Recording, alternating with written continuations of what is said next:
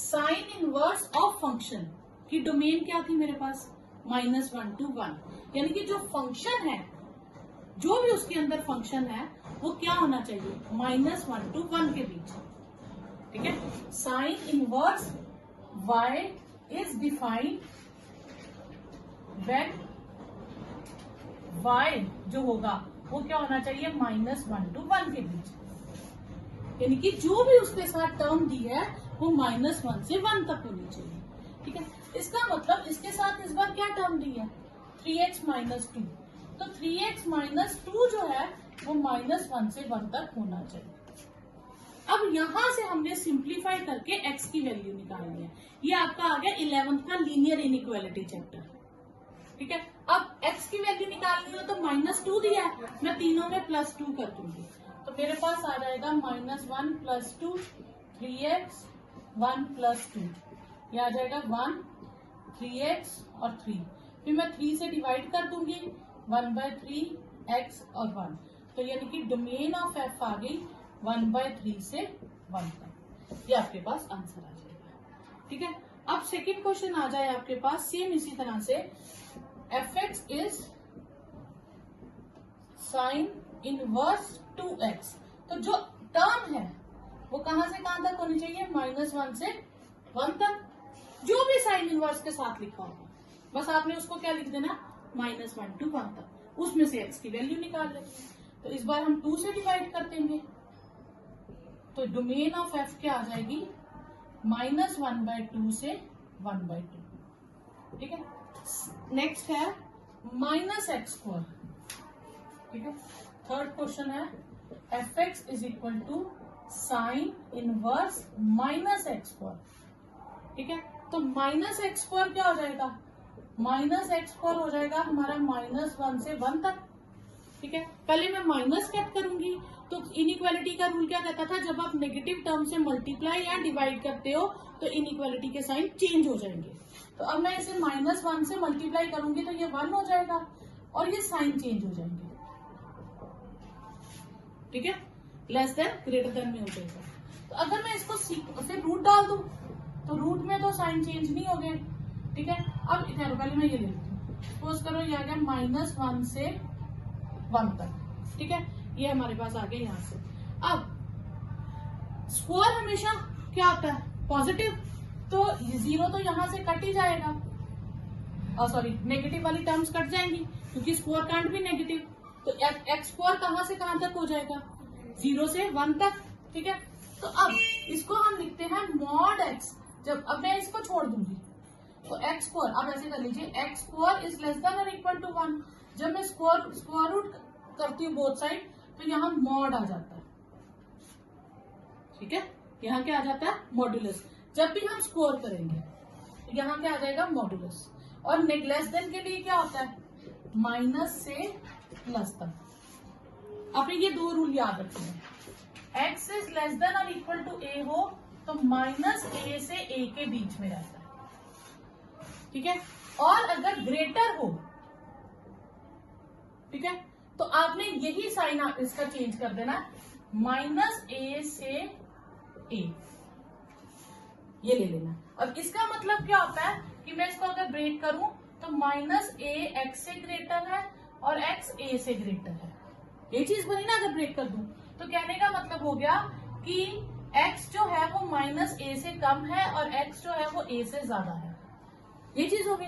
तो ये आ जाएगा -∞ टू -a यूनियन a से इंफिनिटी।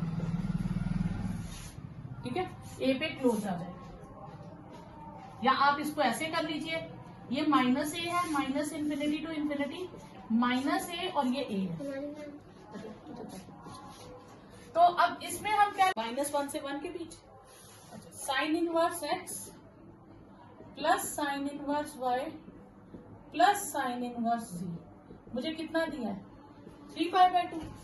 तो यानी कि मैं इसको भी π/2 मान लूंगी, इसको भी π/2 मान लूंगी, इसको भी π/2 मान लूंगी। ठीक है, तो साइन इनवर्स, क्योंकि π/2 से ऊपर तो इसकी रेंज ही नहीं, मैक्सिमम वैल्यू ही π/2 है। अगर मैं इसको π/2 मानू, इसको 0 मानू, तो इसे पाई मानना पड़ेगा, तो पाई तो इसकी रेंज में ही नहीं है। ठीक है, तो मैं तीनों को क्या मान लूंगी, π/2। Sine inverse ji is pi by 2। ठीक है, तीनों पाई बाय 2 हो गए, तो यानी कि साइन पाई बाय 2 हो गया एक्स, तो एक्स की वैल्यू कितनी आ गई, एक्स हो गया साइन पाई बाय 2, तो एक्स की वैल्यू आ गई 1। ऐसे ही वाई की भी 1 और जी की भी 1। अब इसमें वैल्यू डाल दो, 1 की पावर 2006, जितनी बार मर्जी मल्टीप्लाई कर लो। ठीक है, 9 upon 1 plus 1 plus 1, 3 minus 9 upon 3, 3 minus 3, answer आ जाएगा आपके पास 0। इस बार X Y ji belongs to -1 to 1, sine inverse x plus sine inverse Y minus sine inverse plus sine inverse ji is equal to -3 pi by 2।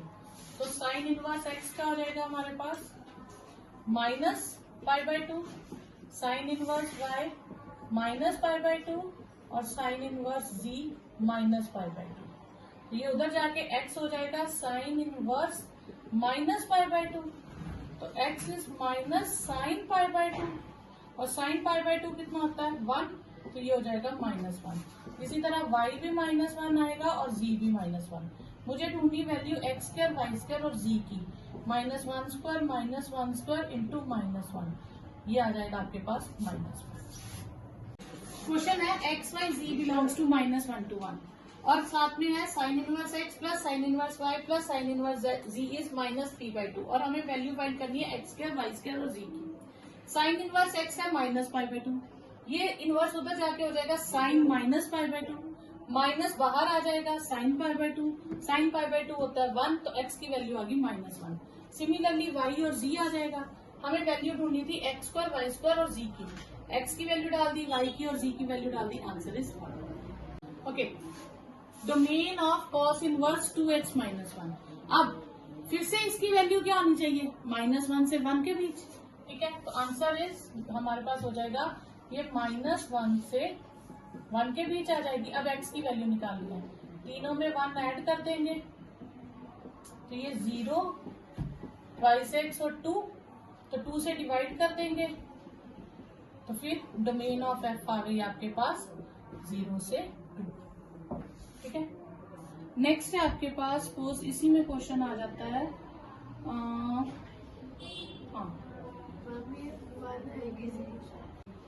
ये 1 आएगा divide करके, यहाँ 2 से डिवाइड करके 1 आएगा, तो एक्सिस आ जाएगी 0 से 1। नेक्स्ट क्वेश्चन है find domain of cos inverse x पर -4। तो क्या करेंगे फिर वैसे ही, ये -1 से 1 के बीच में हो जाएगी, 4 हम ऐड करेंगे, तो 4 ऐड करेंगे तो ये 3 एक्स पर is less than equal to 5। अब हम यहाँ पे स्क्वायर रूट लगाएंगे, तो अभी मैंने समझाया था स्क्वायर दिया हो और स्क्वायर रूट जब हम लगाते हैं खुद से, तो ये हमारे पास मॉड ऑफ एक्स आ जाएगा। ठीक है, तो मॉड में एक बार पॉजिटिव टर्म होती है और एक बार नेगेटिव टर्म होती है, तो एक बार मैं पॉजिटिव साइन ले लूंगी और एक बार मैं नेगेटिव साइन ले लूंगी।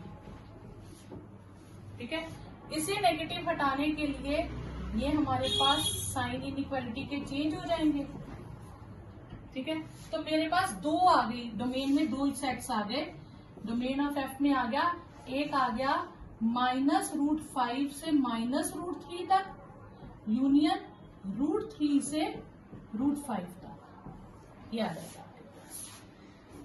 हमें दिया cos inverse alpha plus cos inverse beta plus cos inverse gamma is 3 पाई।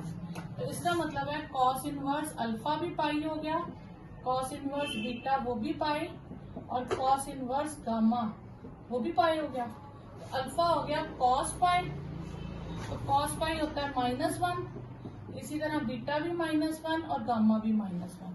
तो मैंने इनकी वैल्यू यहाँ फाइंड कर देनी है, अल्फा बीटा गामा की, -1 -1 -1, ये आ गया 2 2 और 2, ये हो गया 6। अब इस बार हमें दिया cos inverse x plus cos inverse Y plus cos inverse Z, 0 है, इसका मतलब कॉस इनवर्स x 0 है, कॉस इनवर्स y भी 0 है और कॉस इनवर्स z भी 0 है। तो x आ गया cos 0 और cos 0 कितना होता है 1, y भी 1 और z भी 1। तो मुझे वैल्यू ढूंढनी है x plus y plus z, 1 plus 1 plus 1 that is 3। अब tan के टेबल में 1 कब आता है? π/4 पर। ये आ गया हमारे पास एंगल के हिसाब से। ये tan 1 जो है ये वैल्यू आ गई, tan 1 यानी कि tan कुछ भी 30, 40, 60 कुछ भी आ गया, ठीक है। ये कुछ भी हो सकता है, ये तो एंगल ही होगा, पाई के हिसाब से होगा। तो पाई ये मेरे पास आ जाएगा π/4 पे 1 होता है ना, पाई क्या होता है 3.14, उसे जब 4 से डिवाइड करूंगी तो 0 पॉइंट समथिंग आएगी, यानी कि 1 जो है वो π/4 से ग्रेटर वैल्यू होगी। तो tan 1 will be greater than tan π/4, ठीक है। अच्छा, tan 1 is greater than 1, tan 1 किससे ग्रेटर हो गया 1 से। अच्छा, 1 किससे ग्रेटर है, tan 1 greater than 1 and 1 is greater than π/4, 1 π/4 से ग्रेटर है। तो यानी कि tan 1 is greater than tan π/4, sorry tan 1 is greater than π/4। अगर मैं इसको बीच में से निकाल दूं, ये उधर जाके क्या हो जाएगा tan इनवर्स π/4, ठीक है। तो tan के टेबल में π/4 विच इज ग्रेटर, tan 1 या tan इनवर्स 1, ठीक है। ओके, पाई की वैल्यू क्या होती है, tan इनवर्स टेबल में कब आता है π/4 पे, ठीक है। अगर मैं बात करूं तो tan इनवर्स π/4 हो गया, ठीक है। अब ये चीज जो है ये मेरी π/4 के इक्वल है, ये मुझे फिक्स्ड है। 1 π/4 से बड़ा होता है, ठीक है। क्यों? क्योंकि पाई की वैल्यू 3.14 होती है। tan 1 tan π/4 से बड़ा हो जाएगा, दोनों तरफ tan लगाएंगे तो tan π/4 कितना होता है 1, यानी कि tan 1 किससे बड़ा है 1 से, और 1 किससे बड़ा है π/4 से, ठीक है। अच्छा, तो tan 1 ग्रेटर देन tan π/4 और π/4 किसके इक्वल था tan इनवर्स 1 के, तो मैंने यहाँ लगा दिया। तो which is greater, tan 1 is greater than tan inverse 1। दिया है sec inverse x is equal to cosec inverse y, ये दोनों इक्वल है और हमें 1/x² प्लस 1/y² लेना है। तो हमने ये दोनों इक्वल दिए हैं, इसका नाम मैं रख लेती हूँ थीटा। तो sec इनवर्स x क्या हो गया थीटा, और cosec इनवर्स y क्या हो गया, तो x क्या हो गया sec थीटा और y क्या हो गया cosec theta. 1/x² plus 1/y² क्या हो गया 1/sec² theta plus 1/cosec² theta. 1/sec क्या हो गया cos² sin² थीटा, और वो क्या होता है 1 डिफरेंशिएशन ऑफ दिस, ठीक है। अब इसमें लिखा है साइन इनवर्स, तो मैं इसको सेपरेट कर दूंगी, साइन x 1/√2 cos x। अगर बाहर साइन लिखा है तो मैं अंदर साइन की आइडेंटिटी बनाऊंगी, बाहर cos लिखा हो तो cos में कन्वर्ट करूंगी।